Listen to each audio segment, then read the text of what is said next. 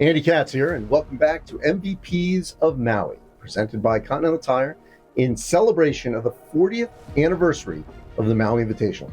For our fourth and final decade MVP, we turn back the clock to the 9th annual Maui Invitational and the electrifying performance of Memphis's Penny Hardaway, who will lead as coach his alma mater back to the historic Lahaina Civic Center this November for the first time since 2011.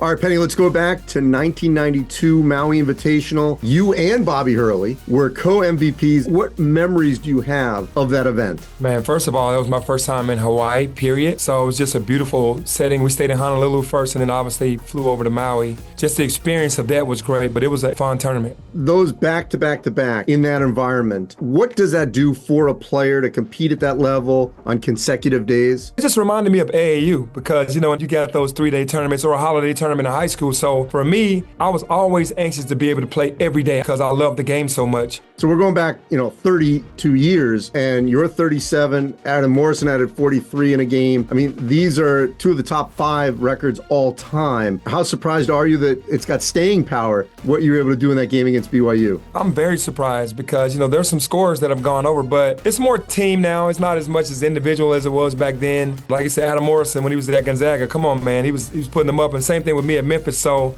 I am a little shocked, though, that it's still top 5. The intimacy of that gym, you're going to experience it when you head out there in November. What does that do for a player to play in that kind of sort of bandbox environment? That is everything. To know that you're going to be on national TV playing against top teams. As a player, I wanted that because a lot of people didn't know about me as much around the country, and that was an opportunity for them to get to know me better.